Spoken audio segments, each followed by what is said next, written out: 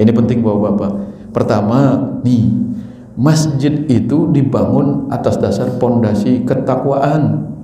Ketakwaan Bapak-bapak, mendekatkan diri kepada Allah Subhanahu wa taala, menjalankan yang diperintahkan oleh Allah, membuang keangkuhan, membuang kesombongan, membuang apalagi itu, membuang obsesi-obsesi dan ambisi-ambisi duniawi. Karena isi masjid ini Bapak-bapak ketakwaan. Jadi jangan kita membangun, nanti Syekh Muhammad Said Ramadan Al-Buti, ini penting Bapak-bapak, itu memberikan kritik sosial kepada kita ketika kita membangun masjid begitu megah dan mewah tapi tidak manusiawi, tapi orang miskin tidak merasa nyaman di dalam masjid tersebut. Nah ini belum lama kejadian di masjid Sibolga Bapak-bapak, seorang mahasiswa tidur kebetulan dekat dengan kotak amal, dipukuli, dikeroyok, ternyata pelakunya itu adalah preman yang tinggal di sekitar masjid ini. Memang manusia ada yang keras-keras Ibu Bapak.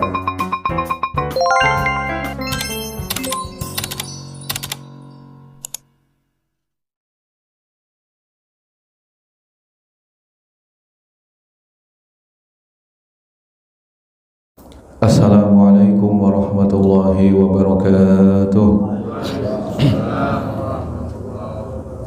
Alhamdulillahirabbil alamin, assalatu wassalamu ala asyrafil anbiya'i wal mursalin nabiyina Muhammadin wa ala alihi wa sahbihi ajma'in, amma ba'du. Ibu-ibu, bapak-bapak, semoga kita senantiasa dirahmati oleh Allah Subhanahu wa taala. Alhamdulillah kita selalu bersyukur kepada Allah Subhanahu wa taala. Salawat serta salam semoga senantiasa tercurahkan kepada Nabi kita Nabi Muhammad SAW, para sahabat, para tabi'in dan seluruh umatnya yang mengikuti beliau. Ya, hidup itu ya begitu bapak-bapak, ibu-ibu. Hidup ini ya seperti ini. Ya saya pernah mengobrol sama Pak Asnawi ini, Pak Haji Asnawi ini. Hidup ini ya semuanya cobaan, penuh cobaan.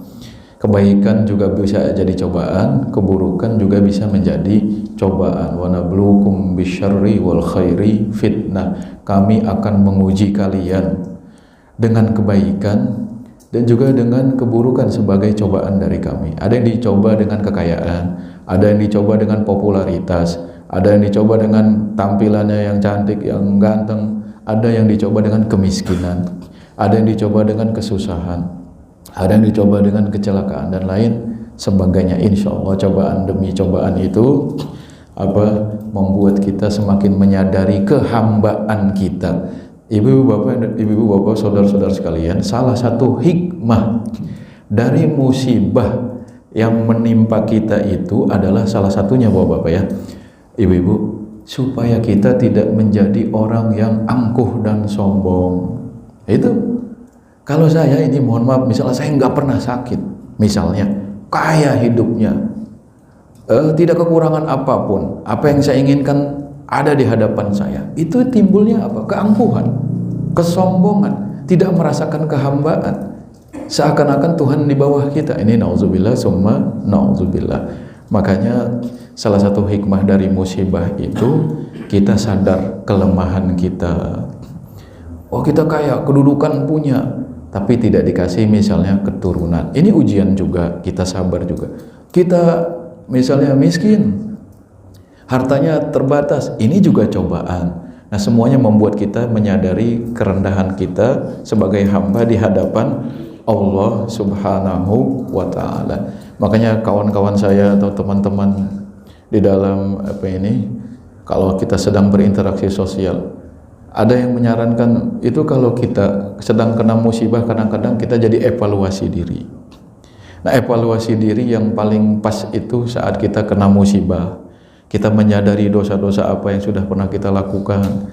Karena keburukan yang menimpa kita kadang-kadang itu merupakan balasan dari keburukan yang kita lakukan kepada orang lain. Kadang-kadang seperti itu. Jadi hari berputar, dunia ini berputar membawa balasan kita. Seperti itu. Seperti dalam politik misalnya, kembali ke politik.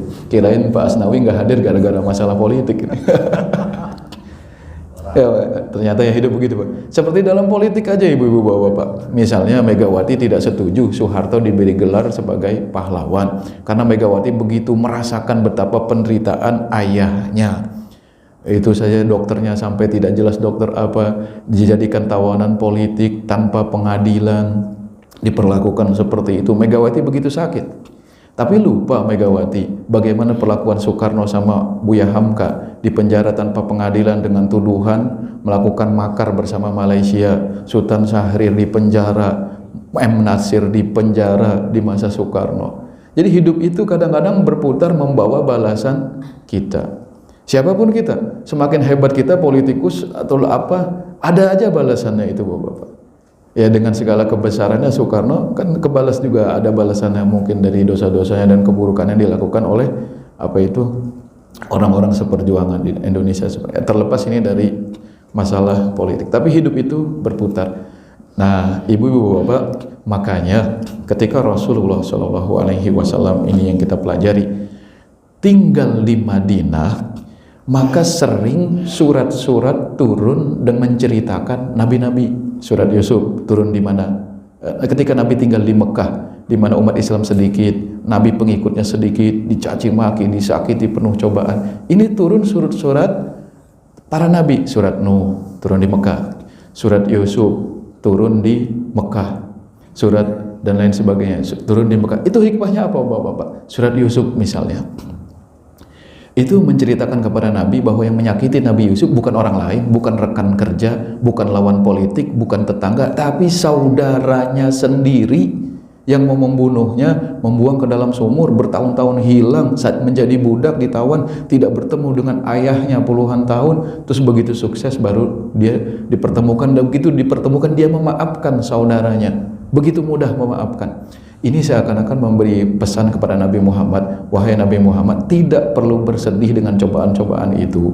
Seluruh Nabi juga dikasih cobaan oleh Allah. Nabi Nuh, surat Makkiyah juga turun di Mekah, di masa di mana Nabi merasakan tekanan begitu keras, tidak ada pengikut. Wahai Muhammad, jadi seakan-akan ngasih isyarat kepada Nabi Muhammad, wahai Nabi Muhammad, kamu baru berapa tahun? 13 tahun di Mekah. 13 tahun di Mekah. Hijrahnya itu di tahun ke-4 nanti ada selisih perhitungan apakah hijrahnya itu 13 atau 14. Kalau Syekh Mubarak Furi dan Syekh Muhammad Sayyid Ramadan, Nabi hijrah di tahun setelah berlalu 13 tahun, berarti di tahun ke-14 hijrah. Engkau wahai Muhammad baru 13 tahun di Mekah. Nabi Nuh 950 tahun, pengikutnya cuma itu aja, sedikit. Jadi kalau jadi ustadz pengikutnya 1, 2, 3, kita ini Bapak-bapak, kita datang isi pengajian seperti ini, semua orang keluar itu aja atau sisa beberapa orang itu tersakiti. Nabi Nuh berdakwah siang malam, sembunyi-sembunyi. Setiap dia berdakwah, orang-orang memasukkan jarinya ke telinganya, terus menutup dengan kain kepalanya, meninggalkan Nabi Nuh. Jadi Nabi Muhammad dilempari pakai pasir di kepalanya. Ini kan seakan-akan memberi hiburan kepada Rasulullah, wahai Nabi Muhammad, siapa yang menempuh jalan ini penuh dengan cobaan, tapi nabi-nabi sebelummu sudah berhasil dalam kesabaran. Itu Bapak-bapak ya. Jadi baru dicoba dengan masalah keluarga, biasa saja. Dicoba di rekan kerja, ya itu mah masalah biasa, sepele. Dimanapun kita kerja, cobaan kerja, dunia kerja ya seperti itu, politik kerja dan lain sebagainya, jatuh menjatuhkan, cari muka dan lain sebagainya, itu hal biasa. Di masyarakat apalagi, di jalanan apalagi. Pak Haji Anas ini orang terminal ini, beliau paham kerasnya jalanan ya Pak Haji Anas ya. Semuanya cobaan, tapi semua itu mendewasakan kita. Kalau kita seperti tidak punya sabar aja, saya juga alhamdulillah, saya juga anak jalanan ibu, sering di pabrik saya juga itu mengalami dicuri barang saya, ada CCTV-nya melayak apa itu, saya sudah mengalami sampai atasannya itu menyerang kita, oh bapak ini nggak hati-hati, buktinya saya cek CCTV itu tidak ada pak yang mengambil barang bapak. Begitu dia menuduh saya ke atas, dibuka CCTV-nya, pas pencurinya itu karyawannya sedang mengambil. Malu dia nggak tahu siapa yang diperlakukan itu. Jadi kadang-kadang begitu Bapak-bapak, cobaan itu baru hal kecil Bapak-bapak. Saya di dunia, di kawasan industri itu dari tahun 2012-an sekitar itu. Saya paham dunia kerja, paham dunia karyawan-karyawan beberapa shift dan lain sebagainya. Saya paham jalanan, penjual kopi dan lain sebagainya, itu yang keras bagaimana dan lain sebagainya, pergaulan. Apalagi preman-preman. Memang ada bapak-bapak, ada orang yang baru sadar kalau sudah koma, terus dikasih hidup lagi, baru tobat. Ada yang lembut-lembut, dibilangin pelan-pelan saja ini sudah sabar, sudah sadar, sudah insaf, rajin ke masjid. Ada yang perlu ditabrak dulu, ditabrak dulu koma, itu misalnya preman-preman yang keras-keras itu, baru sadar insaf. Ada yang seperti itu. Nah ini kita di sebelah mana? Mungkin kita cuma dicolek saja sudah dapat hidayah, itu bagus. Ini bapak-bapak ya, jadi cobaan demi cobaan, enggak ustadz, enggak guru, enggak DKM, enggak kita, enggak pekerja, enggak karyawan, selalu ada. Tinggal kita ikhlas dan ambil hikmahnya bahwa kita insan yang lemah, kita rendah hati, makin sujud kepada Allah, evaluasi diri. Itu ya bapak ya, insya Allah. Jadi saya sudah mengalami Pak cobaan demi cobaan itu. Saya mengalami ibu-ibu. Yang sekarat di depan saya itu saudara saya sudah lebih dari 3 orang gitu. Saya mentalkinnya saat sekarang. Itu cobaan demi cobaan.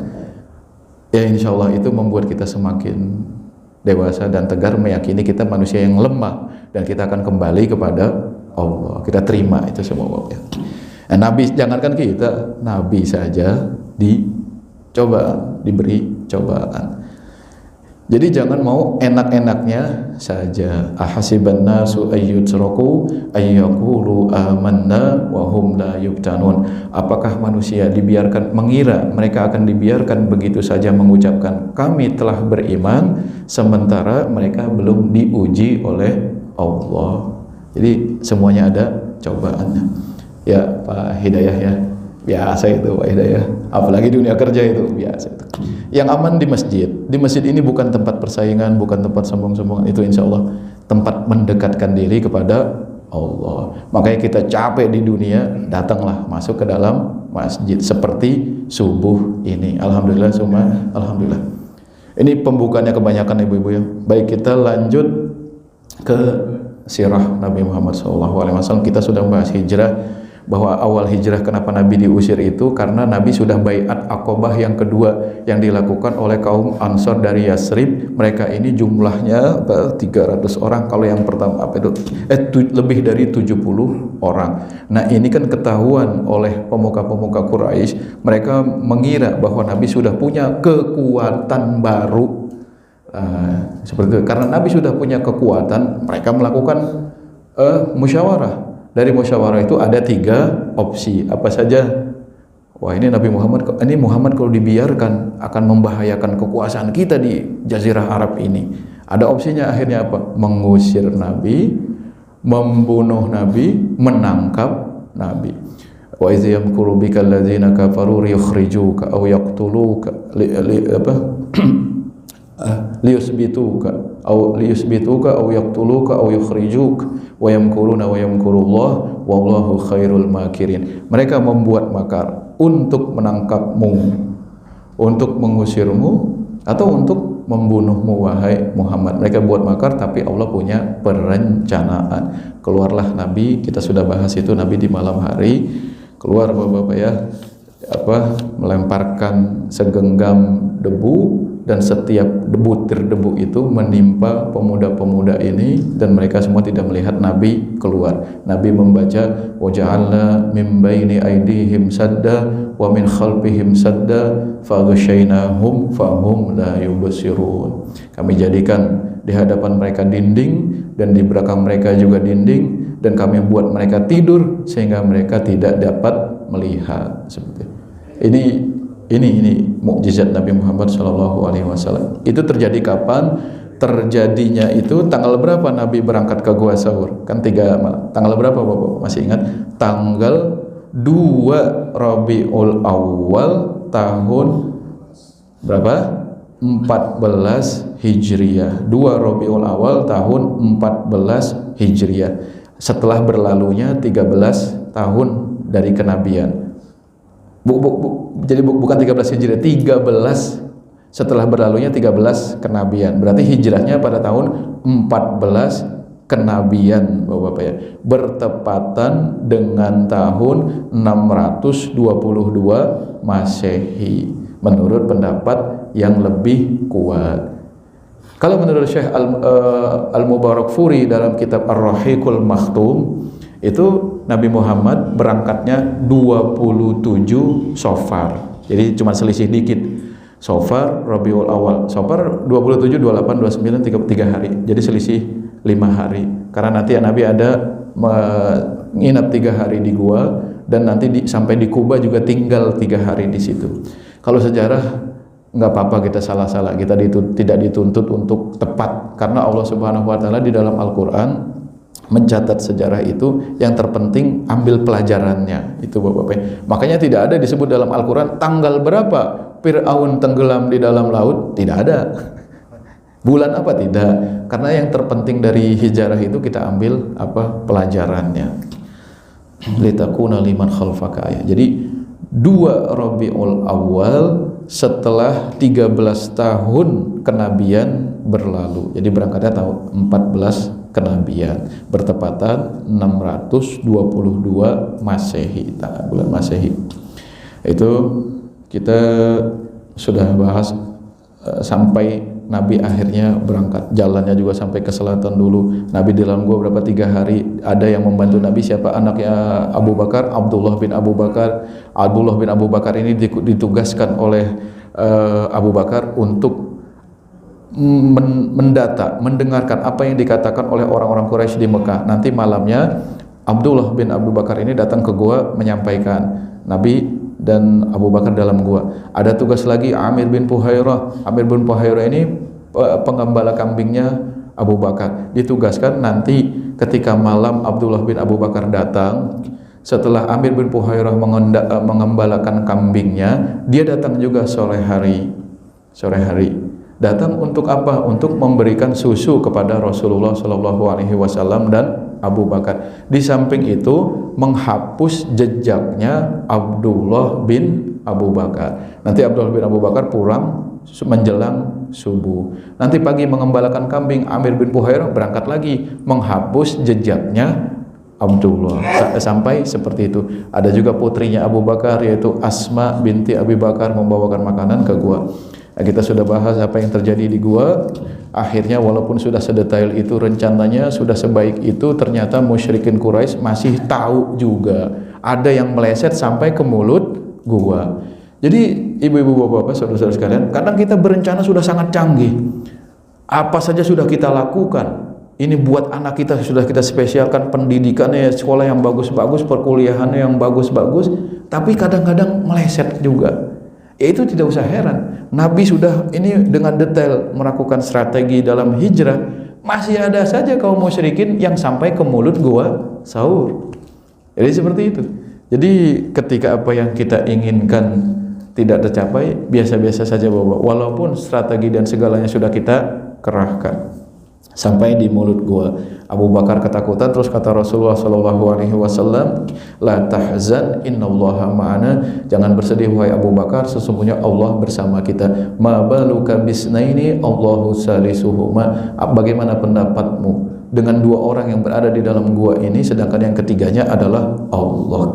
Nah, 3 hari 3 malam setelah berlalu 3 malam, datanglah siapa itu? Abdullah bin Arqad atau Abdullah bin Uraikid, membawa 2 unta untuk Nabi dan Abu Bakar. Juga bawa unta juga buat Abdullah bin Arqad. Ini punya Abu Bakar. Kita sudah bahas bahwa dalam hijrahnya bapak-bapak, Nabi itu ditawarkan. Abu Bakar ini kaya, untanya banyak bapak-bapak. Ditawarkan oleh Abu Bakar, wahai Rasulullah, ini khud ikhda rahilatayya, ambil salah satu dari 2 untaku yang sudah aku siapkan. Kan sebelumnya dikasih kabar Abu Bakar itu, wahai Abu Bakar, tunggu sebentar, engkau akan bersamaku berangkat hijrah.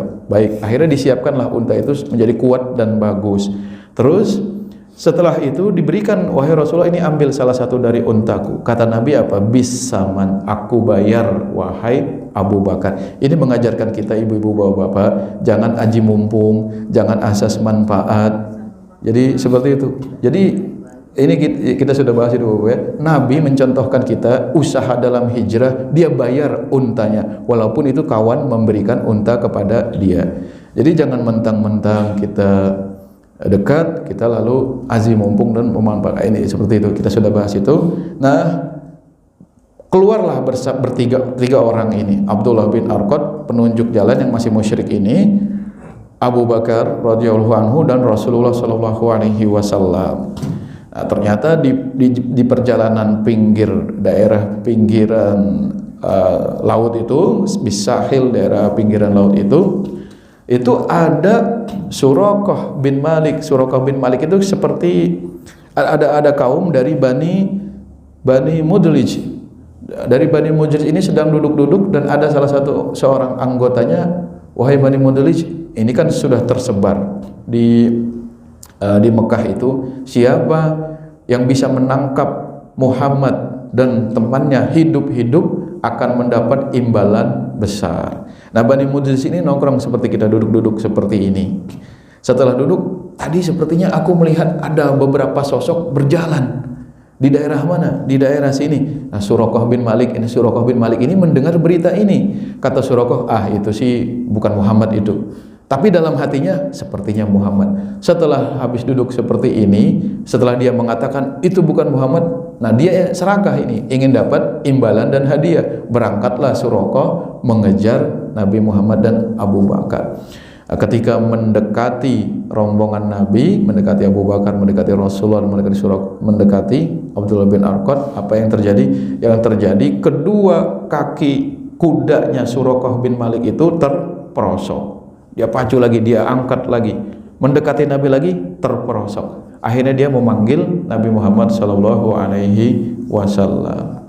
Terus dan dia meminta maaf kepada Rasulullah sallallahu alaihi wasallam dan memohon kepada Rasulullah sallallahu alaihi wasallam untuk dimohonkan ampun untuk Suraqah bin Malik. Minta maaf, dimohonkan ampun kepada Allah untuk Suraqah bin Malik. Akhirnya terus Suraqah bin Malik ini menawarkan bekal untuk Rasulullah dan Abu Bakar. Tapi Rasulullah dan Abu Bakar menjawab, tidak perlu, kami tidak perlu bekal. Akhirnya Suraqah yang tadinya mengejar-ngejar, ingin mendapatkan imbalan dari musyrikin Quraisy, musyrikin Mekah, setelah mendapatkan Rasulullah tapi tidak bisa tidak bisa mendekati Rasulullah sallallahu alaihi wasallam sampai kaki kudanya keduanya tidak bisa keluar. Begitu didoakan oleh Rasulullah, kaki kudanya baru bisa keluar. Dia minta maaf, dia kembali ke Mekah. Ini Suraqah bin Malik. Ini satu mukjizat juga dari Rasulullah sallallahu alaihi wasallam. Nah, setelah itu Ibu Bapak, perjalanan 2 Rabiul Awal ya Ibu Bapak ya. Nah, 3 hari sebelum sampai ke kota Yasrib atau ke kota Madinah, Rasulullah Shallallahu Alaihi Wasallam sampai di daerah yang Nabi membangun masjid pertama, daerah Quba. Itu Bapak ya. Jadi masjid yang pertama kali dibangun Masjid Quba. Yang kalau Bapak pernah umroh, ibu-ibu pernah umroh, yang sering foto-foto itu masjidnya masih seperti dulu itu. Dari 2002 sampai sekarang saya lihat masjidnya masih sama, putih warnanya kan. Ada kebun kurma di sekelilingnya itu Masjid Quba. Sampailah Rasulullah Shallallahu Alaihi Wasallam 3 hari sebelum sampai ke Madinah, beliau singgah di Quba bersama Abu Bakar. Di situ disambut dan beliau tinggal beberapa hari di rumahnya Kalsum bin Hadam. Tinggal beberapa hari di rumahnya Kalsum bin Hadam di daerah Quba.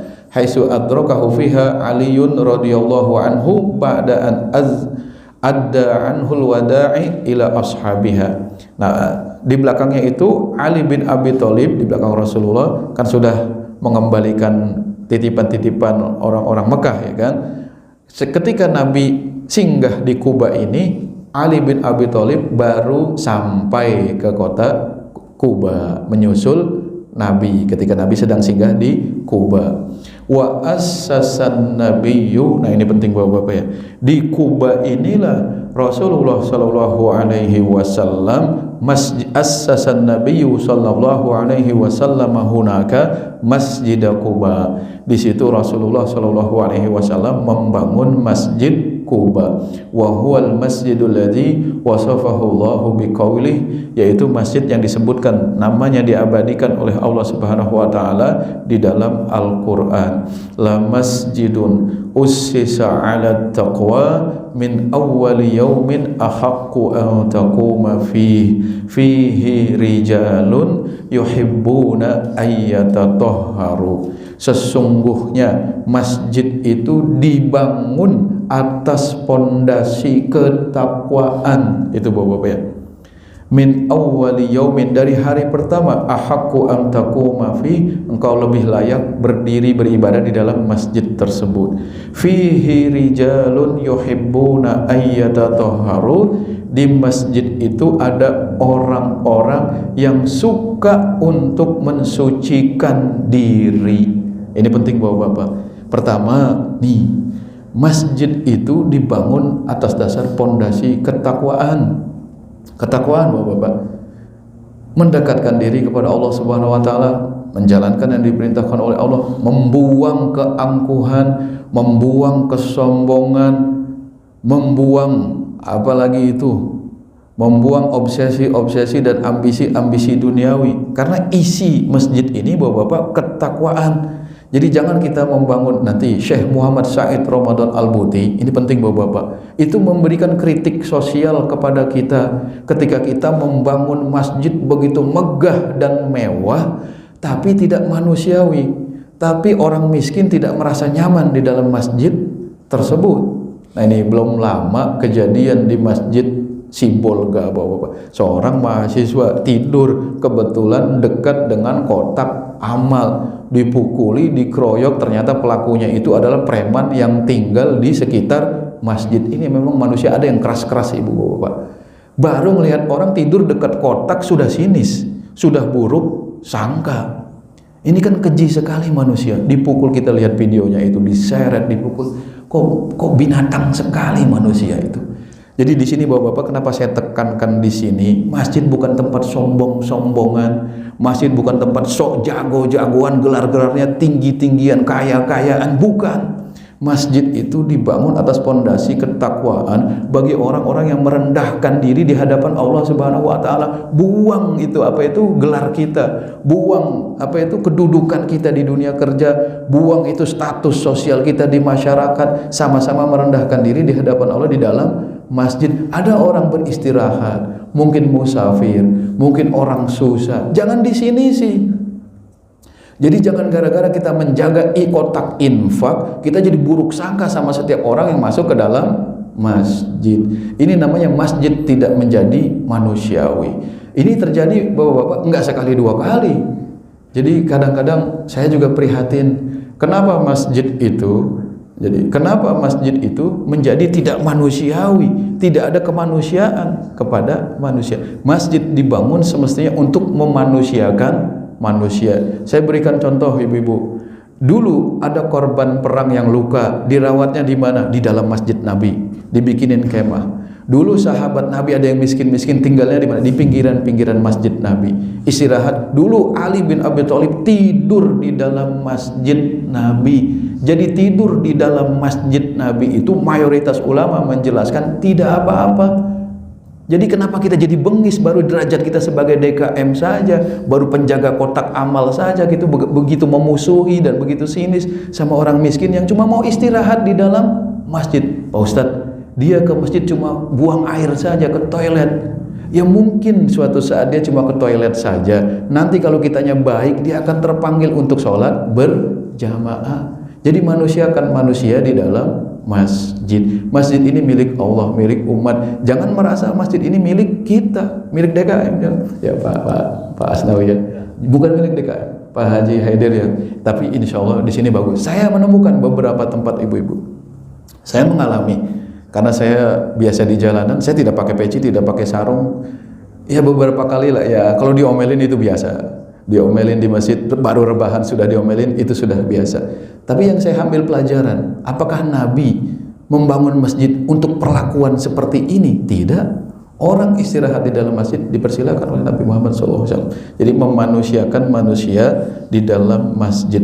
La masjidun ussisa 'alat taqwa. Masjid itu dibangun atas pondasi ketakwaan bagi orang-orang yang bertakwa, ingin mendekatkan diri, merendahkan diri kepada Allah Subhanahu wa taala. Coba ibu-ibu, bapak-bapak, saudara-saudara sekalian, biasanya problematika manusia modern itu Kalau masjidnya belum jadi, masih sepi yang mau berkecimpung. Begitu sudah ketahuan kotak amalnya itu isinya miliaran-miliaran, baru satu persatu datang ke masjid. Ada yang mau jadi DKM, ada yang mau jadi pengurus, ada yang minta pekerjaan. Itu curhatan beberapa DKM di masjid-masjid yang pernah ngobrol sama saya. Bahkan guru saya juga pernah menceritakan, guru besar juga pernah menceritakan.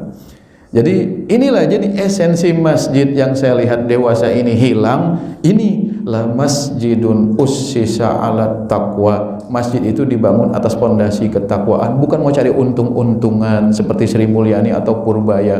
Ada selentingan masjid NU misalnya seperti Sri Mulyani mengendapkan dana. Jadi untuk kegiatan keluar dana itu susah. Ada yang selentingan Masjid Muhammadiyah mirip Purbaya Royal. Ada kegiatan masjid itu dana nggak diendapkan, keluar dihabiskan. Oke, itu bagus. Cuma itu bukan tujuan utama mencari uang dalam masjid. Tujuan kita memakmurkan masjid, manusiakan manusia, manusiakan yang lemah, beri kesempatan, beri ketenangan kepada orang yang beristirahat, baik dia mau ke toilet atau mau sholat berjamaah. Jangan di sini sih. Itu Bapak-bapak ya, itu yang terjadi di Sibolga, mohon maaf itu jauh dari kemanusiaan, dan itu dilakukan oleh orang-orang yang keras yang hatinya, Masya Allah, itu jauh dari masjid. Nah, ini tugas kita semua. Tugas kita untuk memberikan kenyamanan. Karena ibu-ibu seperti saya ceritakan tadi, hidup ini penuh cobaan, penuh tekanan di jalanan dan lain sebagainya, penuh kekerasan. Pelarian kita di mana? Masjid. Kata Syekh Muhammad Said Ramadan Al-Buti, masjid itu dulu di masa Nabi dibangun begitu sederhana untuk menghibur orang-orang miskin. Begitu orang miskin yang tidak punya harta banyak, tidak punya kekayaan, tidak punya jabatan, masuk ke dalam masjid, hatinya adem, tenang. Kenapa? Dia lihat, aku masih mendapati rumah Allah sederhana. Jadi dia terhibur. Begitu dia masuk ke dalam masjid, orang miskin bajunya kotor, lusuh, DKM-nya marah-marah, kotor, nggak boleh dalam masjid, tidur di emperan saja. Sudah sinis seperti ini sekarang kan. Akhirnya yang tadinya dia mau mencurhat kepada Allah di dalam masjid, mau mengadukan keluh kesah dan dukanya di dalam masjid, mau merasakan hiburan di dalam masjid, jadi malah sinis, jadi malah menjauh dari masjid karena ulah perlakuan orang-orang yang mengurusi masjid. Itu Bapak-bapak. Jadi kita jangan hanya membangun jiwanya saja seperti lagu Indonesia Raya, raganya saja. Bangunlah jiwanya, bangunlah raganya. Jiwanya bagus ini bangunnya, ini keren sekali dan luar biasa ini. Tapi jangan lupa inti dari masjid itulah masjidun ussisa ala taqwa. Masjid itu dibangun atas pondasi ketakwaan. Jangan sombong-sombongan, jangan. Siapapun kita, di situ kita sujud bersama, kepala kita sejajar dengan kaki kita, lebih rendah dari apa itu bokong kita. Kita sama-sama hamba Allah. Itu perlu kita resapi, Bapak-bapak ya. Jangan mentang-mentang sorbannya besar, PC. Itu segitu. Nah, itu hati-hati. Ini apa? Terus apa lanjutan ayat ini? Ini penting juga ibu-ibu bapak. Fihi rijalun yuhibbuna ayyatatahharu. Di dalam masjid itu ada orang-orang yang suka mensucikan diri. Kalau bahasa Indonesia, kalau S itu lembur, menyucikan diri. Sapu, menyapu, apa itu suka menyukai, S huruf ini secara bahasa ya. Di situ ada orang-orang yang menyukai untuk menyucikan diri.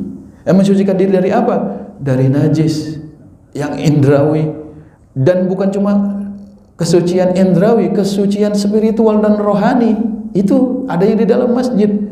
Jadi bapak-bapak, alhamdulillah kalau di sini toiletnya bagus, kamar mandinya bagus. Ini bapak-bapak, untuk kadang-kadang untuk mengukur suatu masjid itu bagus atau tidak, kalau saya pribadi ibu-ibu, saya lihat toiletnya. Kalau toiletnya itu semua berdiri terus tidak ada batas yang cipratan, itu baunya minta ampun, udah seperti sarang jin, sarang ular kobra. Itu Masya Allah, bagaimana kita membangun masjid penuh kenajis seperti ini, kotoran. Sementara masjid itu, ini kata Allah Subhanahu wa Ta'ala, tempat orang-orang yang suka mensucikan diri, menyucikan diri. Lihat toiletnya ini, ada percikan najis, ada kotoran dan lain sebagainya. Sampai di suatu masjid itu, bapak-bapak ya, ada DKM itu kreatif sekali. Di toilet ditulis itu, jangan meninggalkan jejak, warna, bau, dan bekas. Tapi manusia namanya ada yang keras, tetap aja ada yang bukan hanya meninggalkan jejak, meninggalkan barang yang berwarna kuning. Itu ada itu. Nah ini, jadi dalam masjid itu Bapak-bapak, itu orang-orang mensucikan diri. Bukan cuma suci dari najis, tapi hatinya juga dibersihkan. Fihi rijalun yuhibbuna ayyatatahharu wallahu yuhibbul mutahhirin. Sesungguhnya Allah Subhanahu wa taala menyukai orang-orang yang menyucikan diri. Ini Nabi sampai di Kuba, di situ membangun masjid Kuba, lalu Ali bin Abi Thalib di situ menyusul dan bertemu dengan Rasulullah Shallallahu Alaihi Wasallam. Nah, sampai di Kuba ini artinya Rasulullah Shallallahu Alaihi Wasallam belum sampai ke kota Madinah. Itu Bapak-bapak ya, mudah-mudahan ada manfaatnya dari kajian sirah pagi ini dan kita ambil pelajarannya bagi kita semua. Mudah-mudahan Allah Subhanahu wa taala selalu memberikan anugerah kepada kita untuk bisa meneladani Rasulullah Shallallahu Alaihi Wasallam dalam peri kehidupan beliau. Sampai di sini saja, barangkali ada pertanyaan, silakan.